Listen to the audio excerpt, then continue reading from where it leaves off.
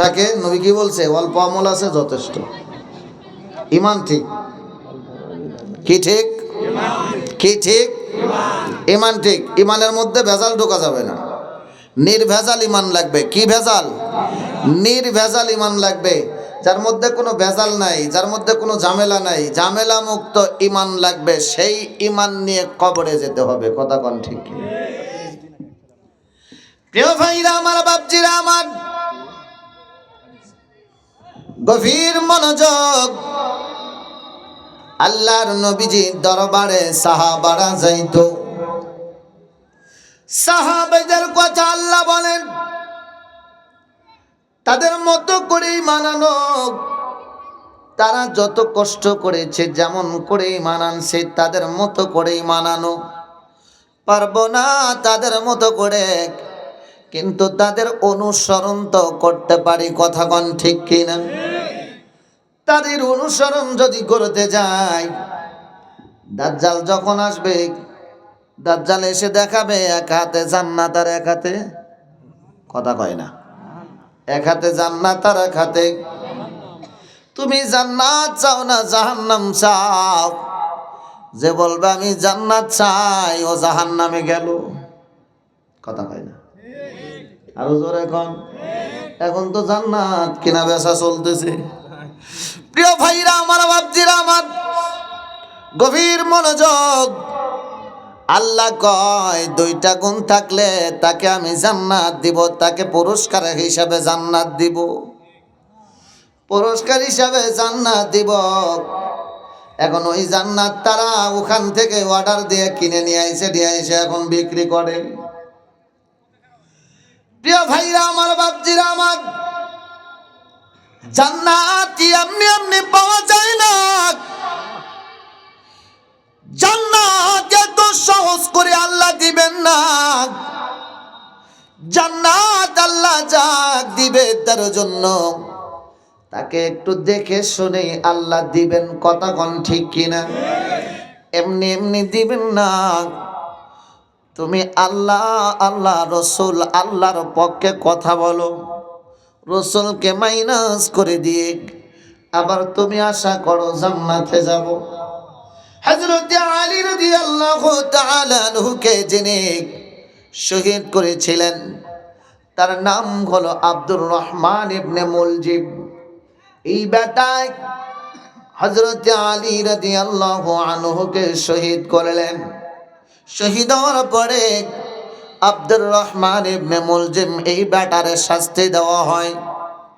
হাত পাও কাটলেন, নাক কাটি, চোখ কাটি, কষ্ট হয় কিন্তু নিষেধ করে না। এর মুখের থেকে, জিহ্বা থেকে আল্লাহ আল্লাহ জিকির করে। কার জিকির? আল্লাহ আল্লাহ জিকির করতেছে। জিহ্বাটা যখন কেটে দিয়েছে, ওই সময় বলে আমার তোমরা সব কাটো, কিন্তু আমার জিহ্বা কেটো না। বলে কেন? বলে তোমরা কি দেখো না আমি আল্লাহর জিকির করি। কার জিকির? আরো জোরে কোন কার জিকির? এই বেটায় কয় আমি তো জিকির করি আল্লাহ। উপস্থিত সাহাবারা যারা ছিলেন, তারা বলে আলীর মতো সাহাবীকে যে শহীদ করতে পারে, ওই ব্যক্তি আলীকে শহীদ করে দিয়ে আল্লাহর জিকির করে জান্নাতে যাবে, এই আশা করা যায় না। তোমার জন্য আল্লাহ জান্নাত বানায় নাই। কথা কোন ঠিক কিনা? রাসূলের বিরোধিতা করে আল্লাহর আইন প্রতিষ্ঠা করে তুমি ইসলাম প্রতিষ্ঠিত করবা, এমন ইসলাম এমন দিন আমার আল্লাহ দেয় না। আমার আল্লাহ দিয়েছেন যা, আমার আল্লাহ যেখানে নবী সেখানে। কথা কোন ঠিক কিনা? এমন কোন নামাজ নাই যেই নামাজে সুন্নত নাই। কথা কয় না? আজানে আছে নবী, আল্লাহ আছে, নবীও আছে, আছে না নাই? নামাজের মধ্যে আল্লাহ আছে, নবীও আছে, আছে না নাই?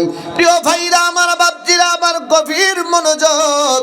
আল্লাহর নবী রাহমাতাল লিল আলামিনের সাহাবারা তারা দিনের পর দিন না খেয়ে কাটাইছে, দিনের পর দিন কষ্ট করেছে। কখনো এক ওয়াক্ত খাইলো, কখনো তিন বেলা তিন ওয়াক্ত খাবার পাইলো না, কখনো একদিন না খেয়ে থাকলো, কখনো 3 দিন 4 দিন 5 দিন পর্যন্ত না খেয়ে চলে গেল। দিনের পর দিন, দিনের পর দিন না খেয়ে তারা সময় পার করে দিল। রাতের পর রাত ঘুমাইতে পারে না। আমার নবীর সাহাবারা দ্বারা নবীর দরবারে আসতো, মনে আনন্দ থাকতো নবীর দরবারে যাইতেছি, কিন্তু মনে ভয় থাকতো আবু জেহেল কখন বা ধরে ফেলে।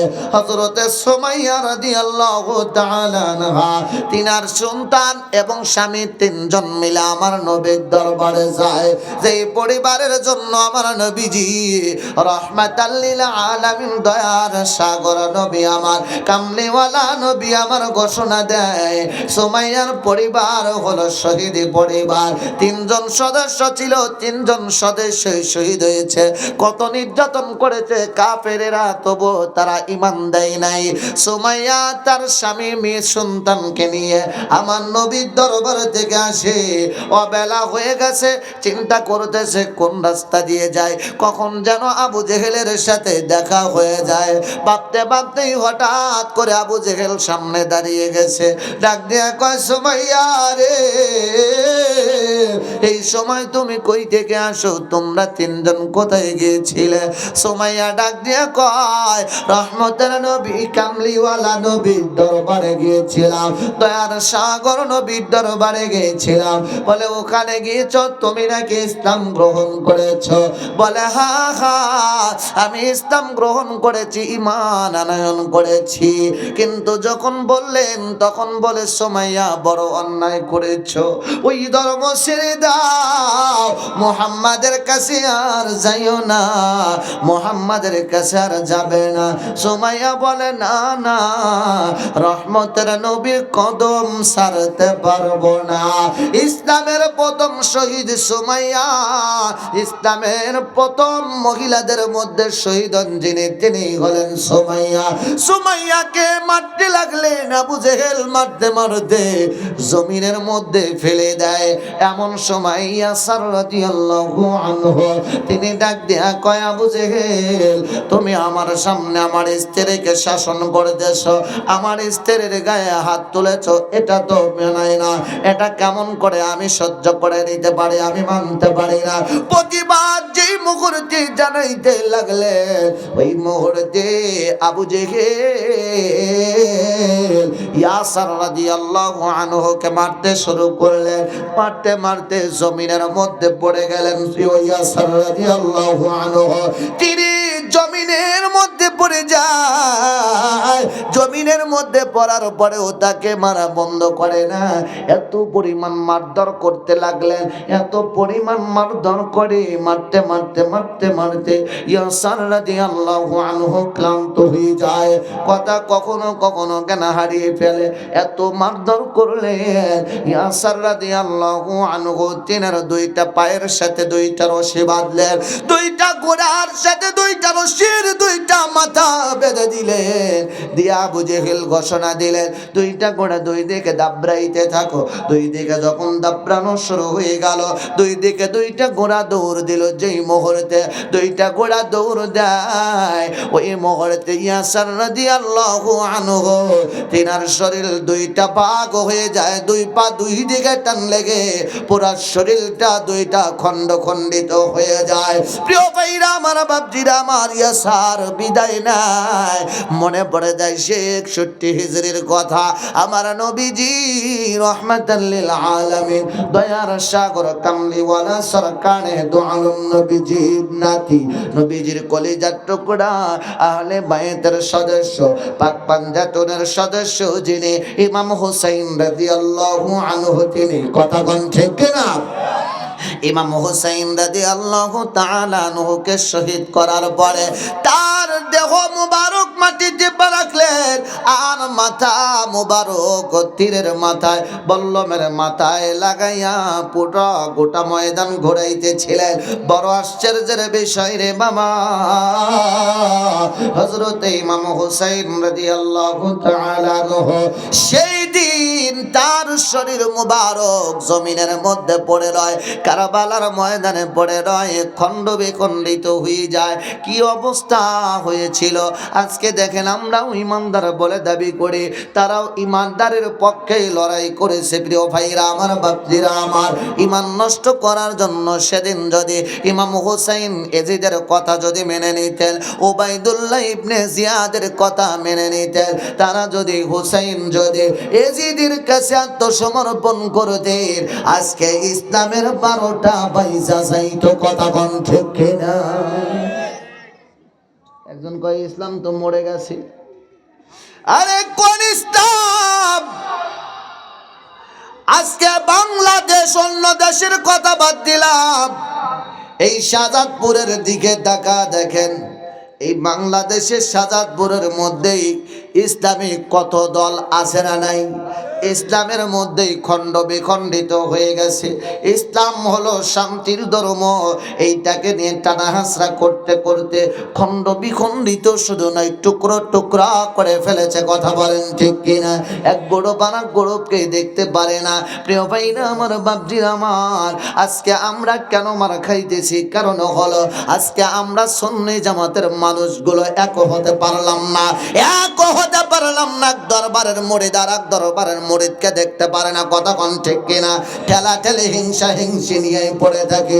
সুন্নি ভাইরা এক ভাই আর এক ভাইকে দেখতে পারে না, এক ভাই আর এক ভাইকে সহ্য করতে পারে না। কিন্তু আমার আল্লাহ পাক রব্বুল আলামিনের হাবিব ডাক দিয়া বলে, এক ভাইয়ের গোপন কথা যদি তুমি গোপন করতে পারো, এক ভাইয়ের দোষ যদি তুমি গোপন করে রাখতে পারো, কিয়ামতের দিন আমার আল্লাহ পাক রব্বুল আলামিন তোমার দোষগুলো গোপন রেখে দেবে, প্রকাশ করবেন না। জোরে কোন মারহাবা। প্রিয় ভাইরা আমার, বাপজিরা আমার প্রিয় ভাইরা আমার, বাপজিরা আমার, এজন্য বলছি আহলে সুন্নাত ওয়াল জামাতের আকীদায় বিশ্বাসী যারা, হোক যে দরবারের মুরিদ হোক না কেন, আল্লামা শাইখ নুরুল ইসলাম ফারুক রহমাতুল্লাহি আলাইহি তিনি জানা দিয়ে গেলেন, বোঝায় দিয়ে গেলেন, শিক্ষা দিয়ে গেলেন। তিনি আমাদের একটা স্লোগান শিক্ষা দিয়ে গেলেন, পীর যার যার সুন্নিয়ত। কথা কয় না, কথা কয় না। সুন্নিয়ত সবার, সুন্নিয়ত সবার নাকি? পীরজার সুন্নিয়ত তার নাকি?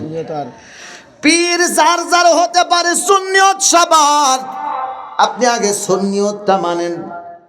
আপনি বলবেন এই দল বলে সুন্নি, ওই দল বলে, সব দলই সুন্নি দাবি করে, সমস্যা নাই, দাবি করুক। আগে আপনি সুন্নিটাই মানেন। এক সময় আজকে নতুন যারা সুন্নি দাবি করে, এক সময় তারা সুন্নিদেরকে মানতো না, সুন্নিয়তদেরকে মানতো না, সুন্নি দলকে তারা নানান রকম কথা বলতো। আজকে তারাই বলে আমরা আসলেই সুন্নি। প্রিয় ভাইরা আমার, বাপজিরা আমার, হয়তো বোঝানোর সময় বেশি পাওয়া যাবে না, অল্প সময় একটু মনোযোগ দিবেন। আমার নবীজির আওলাদ ইমাম হুসাইন রাদিয়াল্লাহু আনহু তিনার দেহ মুবারক কারবালার ময়দানে পড়ে রয়। বড় আশ্চর্যের বিষয়, ইমাম হুসাইনের দেহকে সামনে রেখে একটা দুইটা না 70টা ঘোড়া সারিবদ্ধ করে দাঁড় করায়া দেয়। এই ঘোড়া দাঁড় করায়া দেওয়ার পরে একের পর এক ঘোড়া দাবড়াইতে থাকে। ঘোড়ার পায়ের খুরের সাথে লোহার বালা লাগানো থাকে, যেন এই ঘোড়া দুর্ঘটনায় না পড়ে, ঘোড়া যেন অ্যাক্সিডেন্ট না করে, যার কারণে লোহার এক জাতীয় লোহার বালা পরানো থাকে। এই লোহার বালা পরানো যুদ্ধের ঘোড়াগুলো, এই ঘোড়াগুলো যখন দাবড়াইতেছিল, সেই মুহূর্তে ইমাম হুসাইন রাদিয়াল্লাহু আনহু তিনার শরীরের উপরে আঘাত নিয়ে আসলো। আঘাতে পায়ের আঘাতে, ঘোড়ার আঘাতে টুকরো টুকরো হইতে লাগলো। পুরো শরীরটা খণ্ড বিখণ্ডিত হয়ে গেল। প্রিয় ভাইরা আমার, বাপজিরা আমার, আমরা মুসলমান, ঘোড়ার কথা বলতে যাইয়া একটা কথা মনে পড়ে গেল। আমি হঠাৎ করে একদিন খেয়াল করলাম ঘোড়া কেন দাঁড়িয়ে দাঁড়িয়ে ঘুমায়, ঘোড়া কেন বসে ঘুমায় না, ঘোড়া কেন বসে থাকে না, ঘোড়া সব সময় দাঁড়ায় থাকে। শুধু তাই নয়, ঘোড়া যখন ঘুমায় দাঁড়ায় দাঁড়ায় ঘুমায়, কতক্ষণ ঠিক কিনা? কিন্তু কেন ঘোড়া কেন দাঁড়িয়ে ঘুমায়? আমি তালাশ করে দেখলাম ঘোড়া দাঁড়িয়ে ঘুমায় এই কারণে, ঘোড়ার শত্রুর মোকাবেলার জন্য প্রস্তুত সব সময়, যুদ্ধের জন্য প্রস্তুত সব সময়, আত্মরক্ষার জন্য প্রস্তুতি সব সময়। কেউ আঘাত করতে আসবে, ঘোড়া হলো ভারী, আর এই ঘোড়া শুয়ে থাকবে, শোয়া অবস্থায় উঠতে তার সময় লেগে যাবে, এর মধ্যে শত্রু তাকে আক্রমণ করে ফেলবে।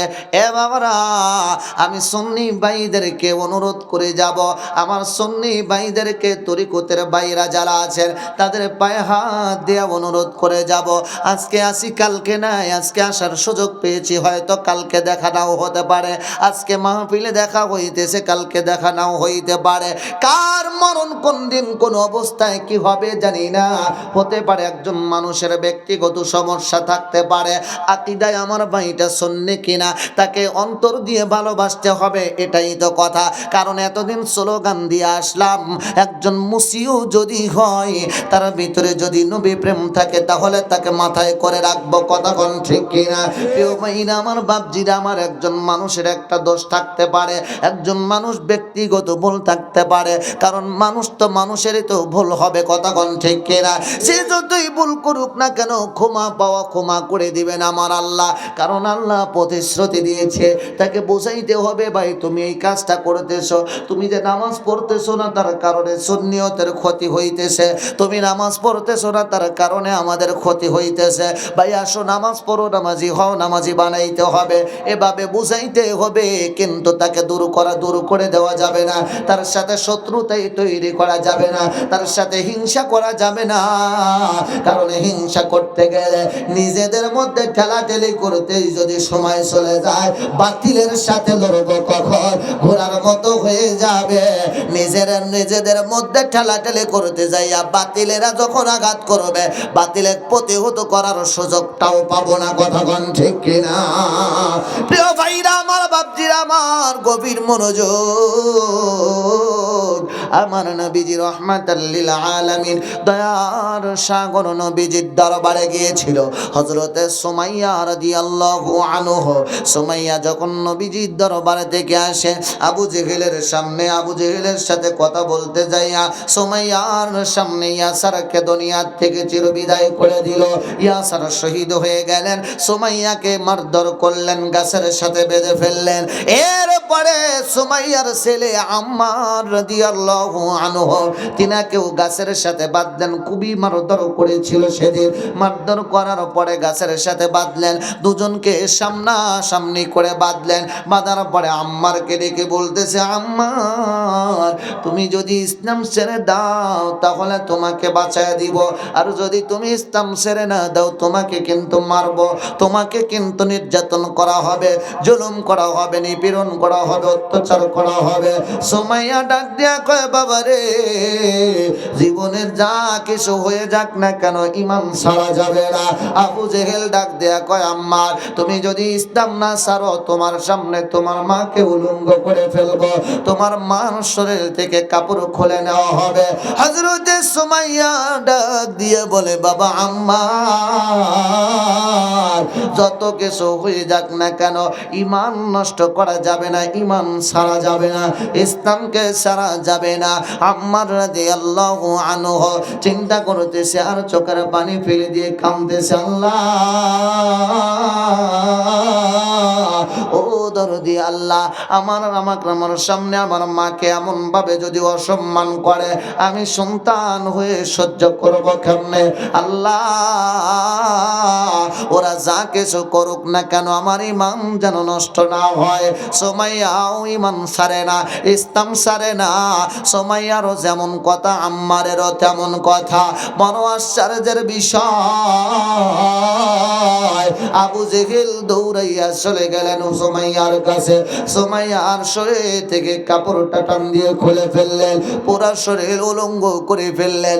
সুমাইয়ার শরীরের মধ্যে তীর বল্লমের আঘাতের পর আঘাত করতে শুরু করলো।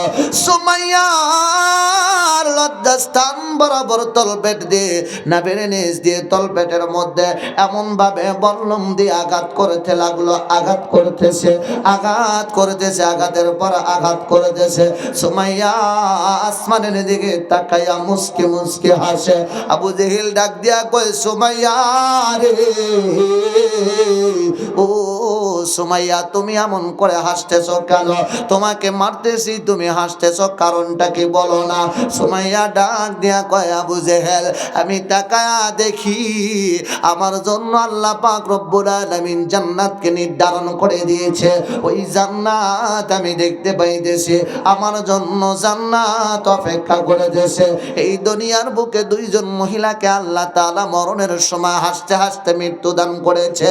শুধু হাসতে হাসতেই নয়, আল্লাহ পাক রব্বুল আলামিন জান্নাত দেখাইয়াছেন দুইজন ব্যক্তিকে, দুইজন মহিলাকে। একজন হলো সুমাইয়া আর একজন হলো ফিরাউনের স্ত্রী, ফিরাউনের স্ত্রী আসিয়া। এই আসিয়া যখন মৃত্যুবরণ করে, আসিয়াকেও নির্যাতন করে মারধর করে তাকে শহীদ করা হয়েছিল। আসিয়া যখন ইন্তেকাল করে, ওই সময় আসমানের দিকে তাকায়া দেখে আল্লাহ পাকের জান্নাত দেখা যায়। হযরতে সুমাইয়া বলে, আবু জেহেল আমি দেখি আমার আল্লাহ আমার জন্য জান্নাতটাকে সাজায় রেখেছে।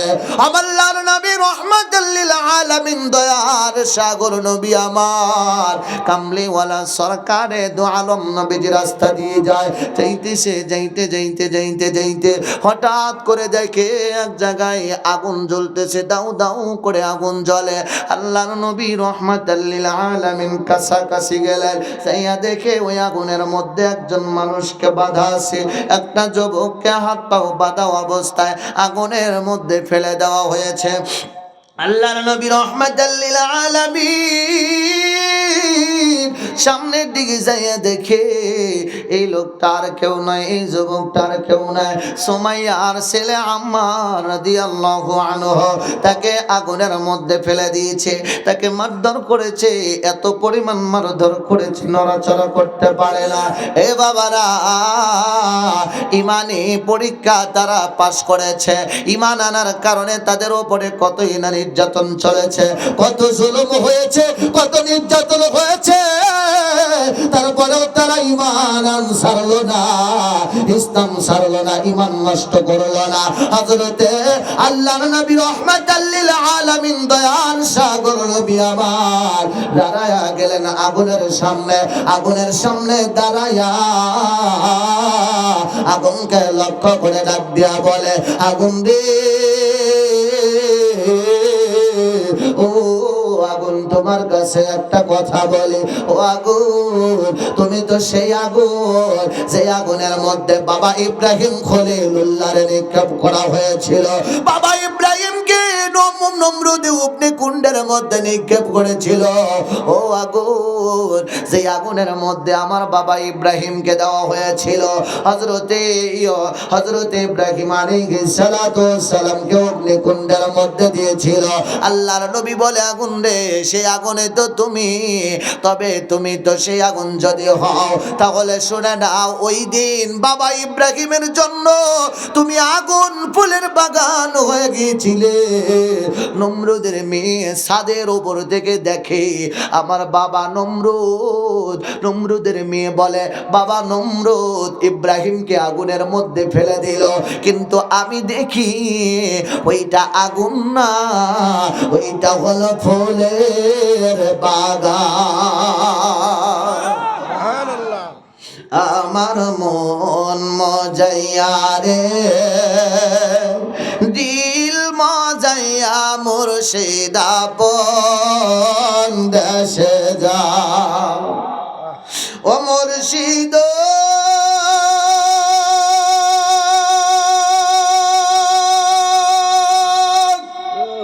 একে আমার ভাঙা নাও তার উপরে তোফান বাও তলকে তলকে ওঠে পানি রে কয় মুর্শিদের ঠাই এতরির ভরসা নাই লাহোর দরিয়া দিতে পারে রে আমার মন মজাইয়া রে দিল মজাইয়া মুর্শিদ আমার মন মজাইয়া রে দিল মজাইয়া মুর্শিদ আপন দেশে যা ও মুর্শিদ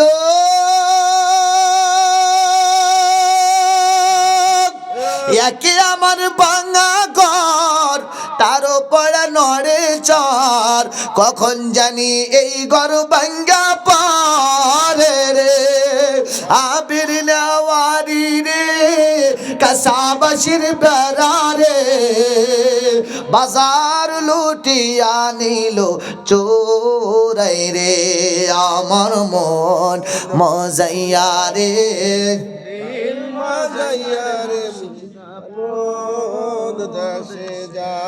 আমার মন মজাইয়া রে দিল মজাইয়া মুর্শিদ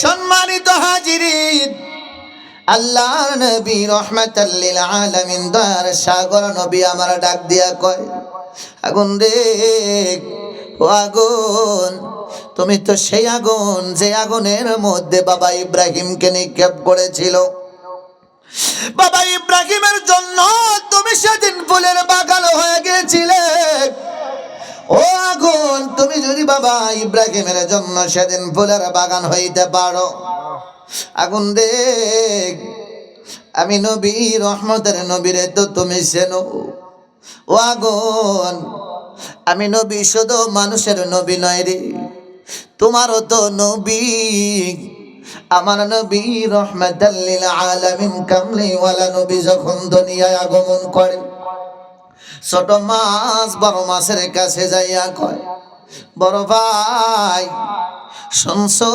রহমতের নবী কামলিওয়ালা নবীর আগমন হইছে বড় মাছ দেখ দিয়ে কয় ছোট মাছ রে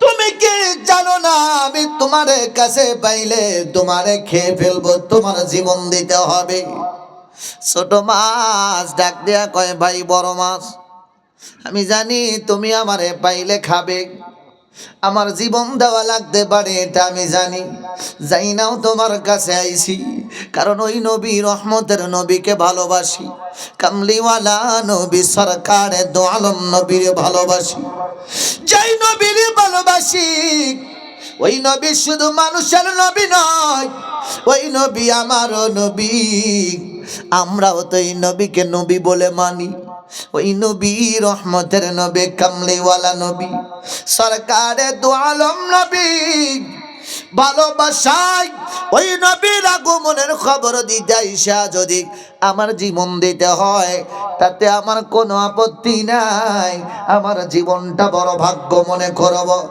আমার জীবনটা বড় ভাগ্যবান মনে করব বড় মাছ ডাক দিয়া কয় ছোট মাছরি ও ভাই তুমি ছোট আমি বড় তুমি আমার জন্য এমনটা করলে শুনে নাও যে নবী তোমারও নবী যেই নবীকে তুমি ভালোবাসো ওই নবীকে তুমি একা একা ভালোবাসো না ওই নবীকে আমি মাছ আমি বড় মাছও ভালোবাসি তুমি যেমন ভালোবাসো আমিও তেমন ভালোবাসি ওই নবীর ভালোবাসায় তুমি যেমন আইসো খবর দিতে ওই নবীর ভালোবাসায় আমি মাছ হইয়া আমি বড় মাছ তোমারে ছেড়ে দিলাম তোমারে আজকে খাবো না তুমি যাও তোমারে ছেড়ে দিলাম হরিণ যায় সিংহর কাছে সিংহ ভাই রহমতের নবীর আগমন হইছে শুনছো রহমতের নবীর আগমন হইছে হরিণ বলতে দেরি সিংহ ডাক দিয়া কয়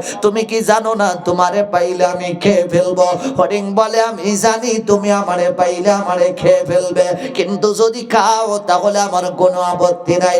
আসলাম নবীর ভালোবাসায়, নবীর মহব্বতের খবরটা দিতে, নবীর আগমনের খবর দেওয়ার জন্য দাসী শুআইবাকে আজাদ করে দেওয়া হয়েছিল।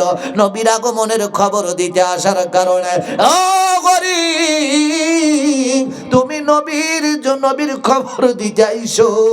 হরিণ বলে, এজন্য যদি আমার জীবন দিতে হয় আমি হরিণের জীবন দিয়ে দিব।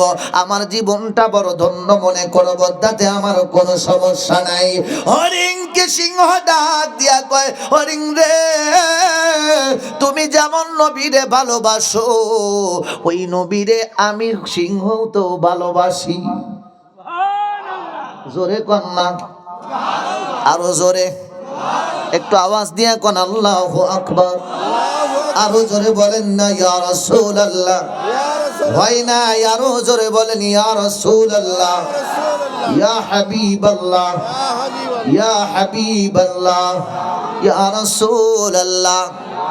আশেকের অন্তরে যখন ইশকে রাসূল আমার রাসূলের নাম যখন আসে, আশেকের রাসূল যখন শোনে ইয়া রাসূলুল্লাহর স্লোগান, কলিজার মধ্যে শান্তি পায়। কথা কোন ঠিক কিনা? ইয়া রাসূলুল্লাহ বললে যার অন্তরে শান্তি লাগে না, ইয়া রাসূলুল্লাহ বললে যার কাছে খারাপ লাগবে, বোঝা লাগবে ওর ভিতরে ইমানের ভেজাল আছে।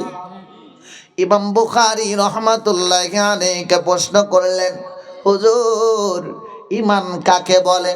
হুজুর বলে, ঈমানু হুব্বে রাসূলিল্লাহ, ঈমান হলো নবীর ভালোবাসা।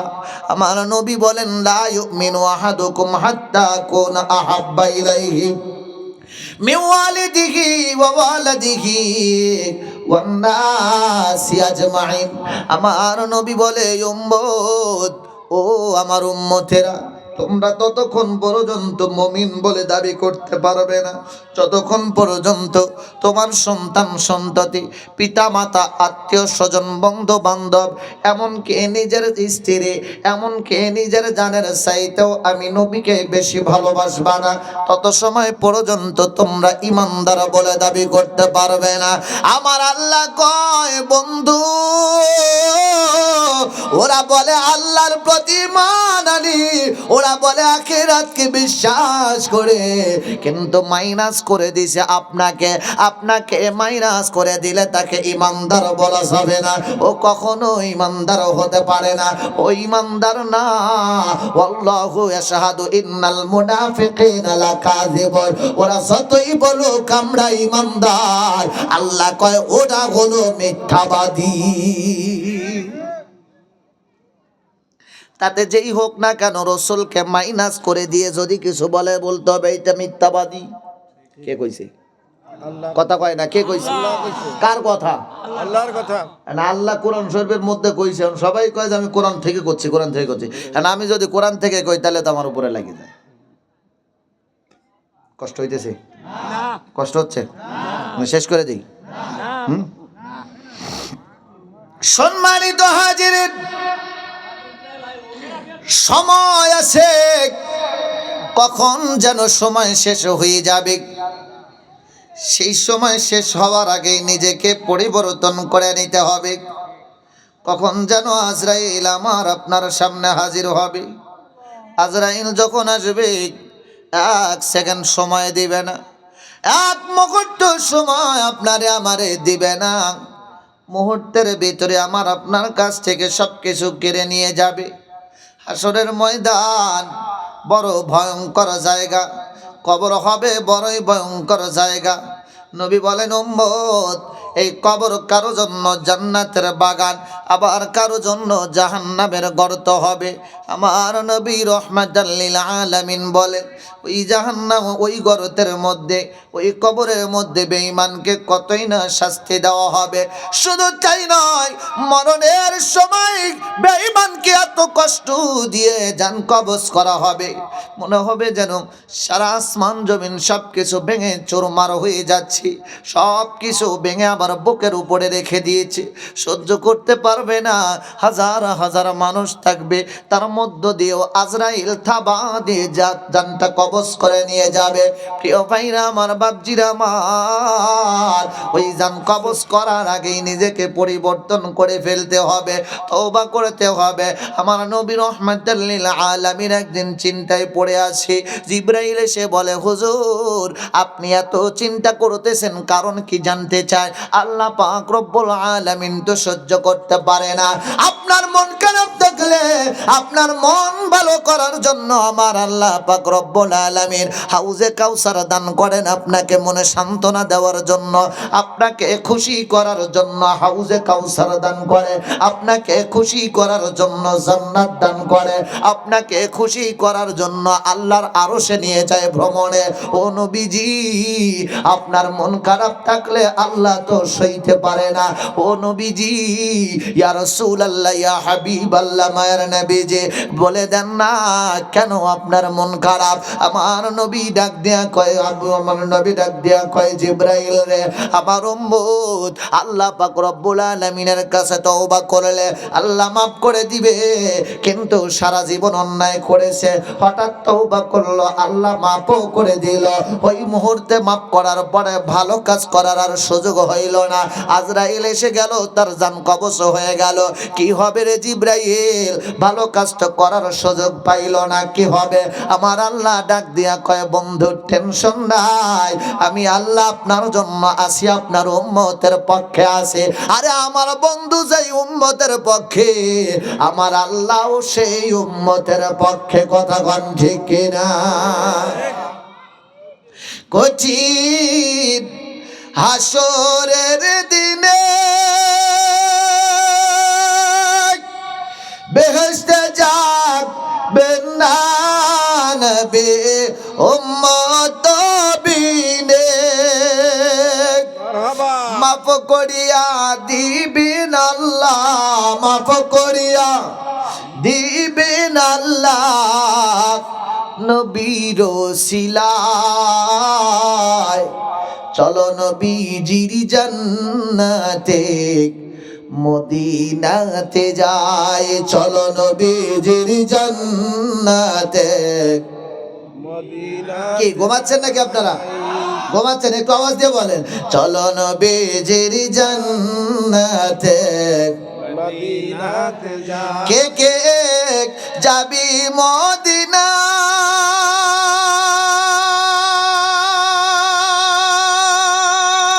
মদিনাতে কান্দেন নবী উম্মতের মায়ায়। বলেন ইয়া রাসূলুল্লাহ, দিন রজনী কান্দেন নবীজি উম্মতের মায়ায়। চলো নবীজির জান্নাতে নারে তাকবীর। হয় নাই, এই আওয়াজ দিলে কিন্তু মাইক দেব না, এই আওয়াজ দিলে কিন্তু মাইক দেব না। আওয়াজ দিতে হবে জোরে। হাত তোলেন, সবাই হাত তোলেন, একটু হাত তোলেন। দেই গরম ধরে না ধরে না, একটু হাত তোলেন। দেখেন তো হাত তোলে নাই কে কে? একটু তাকান পিছনের দিকে, একটু তাকান, দেখেন হাত তোলে নাই কে কে? হ্যাঁ, হাত তোলে নাই কে কে? এইবার হাত তুলে একটু ভালো করে তাকবি।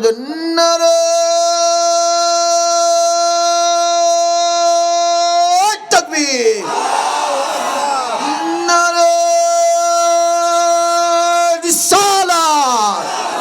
আহলে সুন্নাত ওয়াল জামাত। প্রধান বক্তার আগমন, প্রধান বক্তার আগমন, নারায়ে তাকবীর, ইয়া নবী সালাম আলাইকা, ইয়া রাসূল সালাম আলাইকা, ইয়া হাবিব সালাম আলাইকা, সালাতুল্লাহ আলাইকা। নবী গো তুমি যে নূরেতে পায়দা, সেই নূরে তামাম জাহান পায়দা।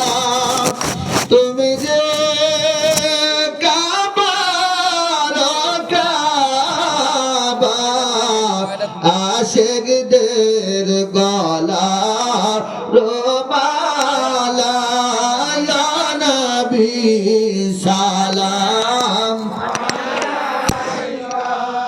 ইয়া রাসূল সালাম ইয়া হাবিব সালাম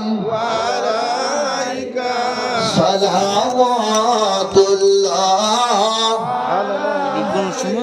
بلغ العلا بكماله كشف الدجى بجماله حسنت جميع خصاله صلوا عليه